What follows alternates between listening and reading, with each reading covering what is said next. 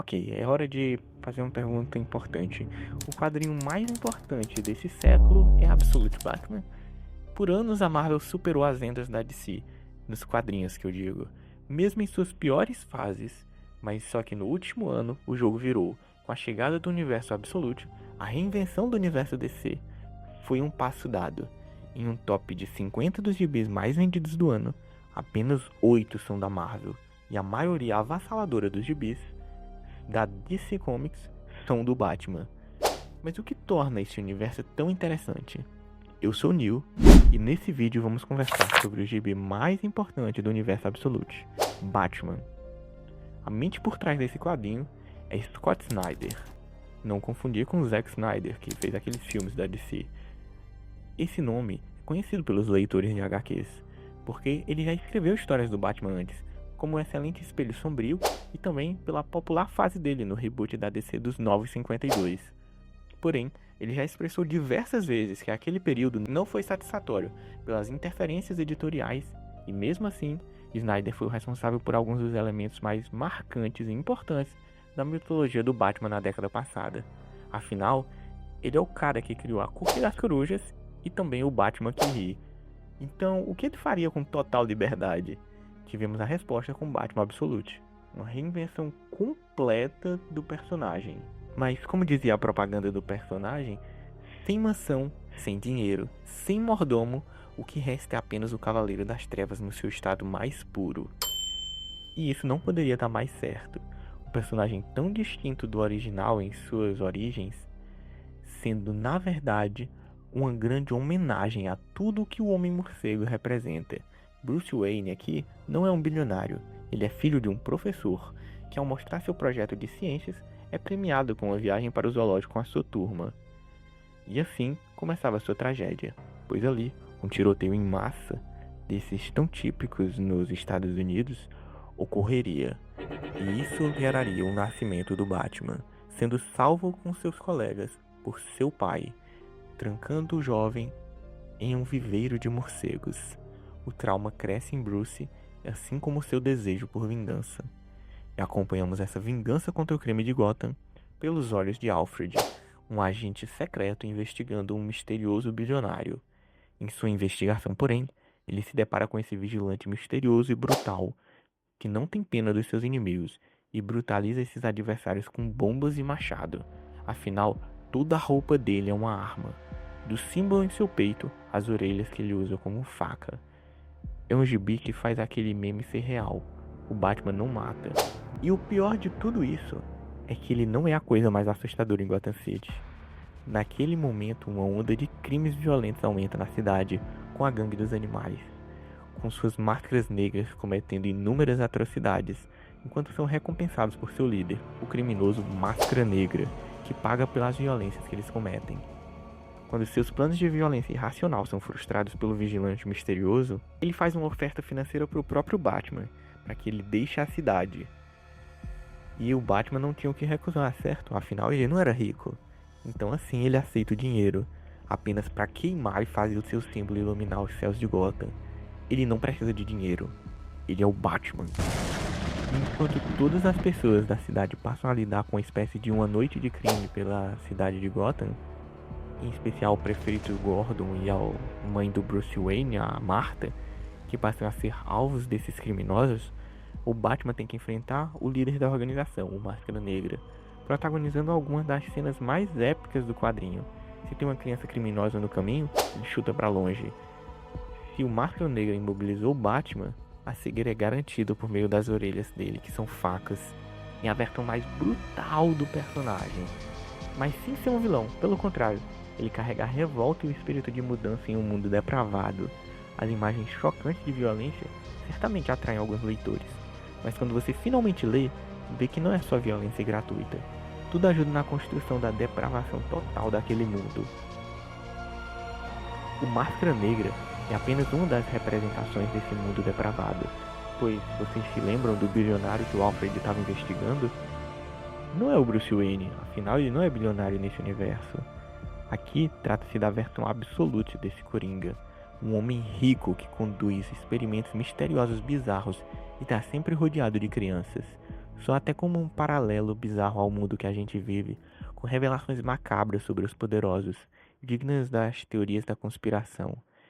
Em um mundo assim, parece impossível ter esperança em mudança, mas o Batman surge ali para fazer o impossível, assim como esse quadrinho superando a Marvel.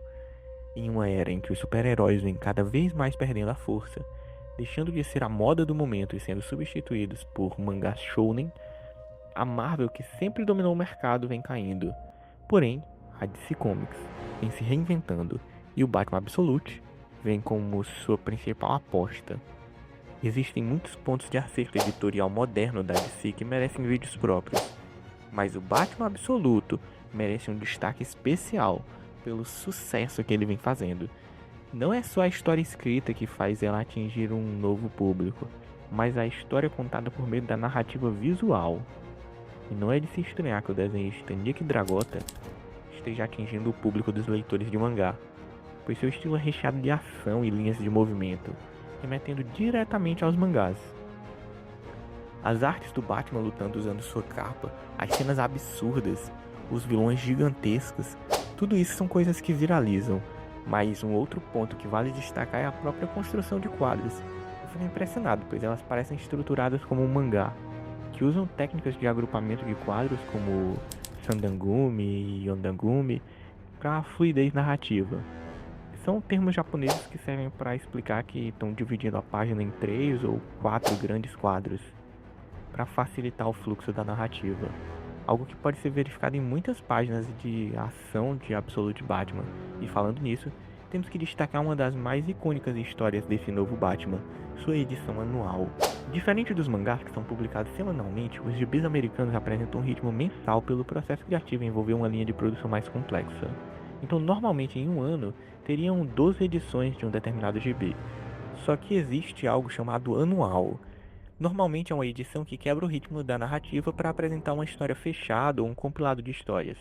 E em Absolute Batman anual, alguns desenhistas e roteiristas são convidados para apresentar suas visões sobre esses personagens. Em especial, Daniel Warren Johnson, que escreve e desenha a principal história do anual. Esse é um nome bem popular na indústria americana, pois ele é uma das grandes mentes por trás do novo gibi dos Transformers, que está dominando as vendas de quadrinhos por lá. E em Batman anual, a gente acompanha o personagem do Batman nas suas primeiras patrulhas, tendo que lidar com um grupo de supremacistas brancos. Inclusive, uma das artes desse quadrinho viralizou por sua brutalidade, com o Batman quebrando o braço de um desses supremacistas. Afinal, esse é o caminho do Batman Absolute. Porém, a história traz um contraste explorando esse caminho, contrapondo a figura de violência com um reverendo, que impede o Batman de seguir um caminho ainda mais violento, implorando para que ele não ultrapasse o limite. Às vezes você não sabe como consertar as coisas, mas é claro que há como piorar, e se cruzar a linha, você vai estar fazendo isso. E mesmo com o Batman invadindo o local em que os supremacistas estavam e incinerando o ambiente, esse reverendo continua retornando e ajudando os feridos. Batman questiona: por que eu continuar ajudando eles? A resposta é simples: o Batman tem o seu jeito e o reverendo tem o jeito dele. São palavras simples, mas que acabam abalando Bruce, enquanto ele se recorda do seu pai, que no passado tinha sido amigo desse reverendo e andado junto dele na sua jornada. Então, como o Batman ia conseguir conciliar a vingança e a violência que existia nele com o caminho de compaixão que o seu pai esperava? Parece impossível. Mas o que é um morcego senão o símbolo do impossível? O único mamífero que pode voar, um animal que desafia a natureza. É muito mais do que um símbolo para aterrorizar os criminosos. É uma mensagem para expandir os limites do possível. Essa é a verdadeira mensagem do Absolute Batman. E um outro ponto fundamental nesse universo são os amigos do Bruce. Isso mesmo. Enquanto no universo tradicional Bruce cresceu como uma criança solitária, aqui ele cresceu com diversos amigos num bairro pobre, que estudavam junto com ele. Selina Kyle, Oswald Cobblepot, Harvey Dent, Edward Nygma, Waylon Jones. São nomes conhecidos para quem é fã do Homem-Morcego, pois são respectivamente Mulher-Gato, Pinguim, Duas Caras, Charada, Crocodilo. Então você lê essa HQ com uma contagem regressiva na mente de que alguma coisa vai dar errado. Uma bomba está prestes a explodir.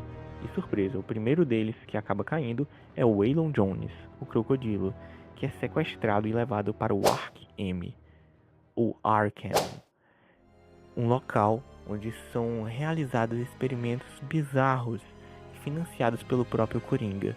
Então, o Batman se prepara para invadir aquele lugar, para descobrir no meio daquele show de horrores que o seu amigo foi transformado em uma aberração, num crocodilo que implora para ser desvivido por ele.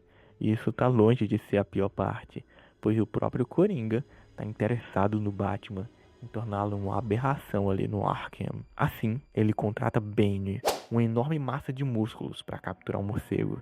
E não cai no estereótipo de que ele é burro, pois ele é um grande estrategista que invade países e elimina líderes militares.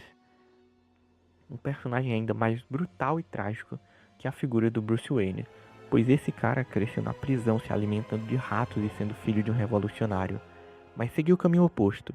Ele não luta para mudar o mundo, mas para manter a depravação que existe. O Bane enxerga o mundo como um soldado em uma guerra, sem amigos, apenas cumprindo seus serviços, enquanto Bruce elabora seu plano com todos os seus aliados incluídos para a batalha final. Quando Bane acha que pode quebrar o morcego, o Batman faz o impossível e vira o jogo, em uma luta que presta homenagem direta a Akira, seja na batalha no estádio, seja no horror corporal de Bane, que emula o personagem de Tetsuo em sua luta final contra o seu amigo Kaneda, reforçando a influência direta do estilo artístico dos mangás, nessa nova abordagem dos quadrinhos do Batman, um gibi ocidental que bebe muito das influências orientais. A HQ não é apenas a história narrada, mas a narrativa visual, e Absolute Batman reconhece isso. É uma narrativa que desde o começo se apresenta com sua fluidez, evitando excesso de balões, como comentei antes, e isso é sensacional. E as influências do mangá não são ocultas, ou uma interpretação exagerada que eu tô fazendo. É possível ver os vilões monstruosos e cada vez mais absurdos que o Batman vai enfrentando, apresentando composições de quadros muito similares às de Hokuto no Ken. A autoconsciência desse quadrinho em extrapolar os limites dos quadrinhos americanos e abraçar a narrativa visual de mangás é algo que torna o Absolute Batman em um gibi que está conhecendo os limites do quadrinho americano e ultrapassando eles. E se você gosta de entender mais sobre como os gibis mudam a indústria, eu recomendo que vocês assistam esse outro vídeo sobre como os Vingadores passaram a ser a principal equipe da Marvel.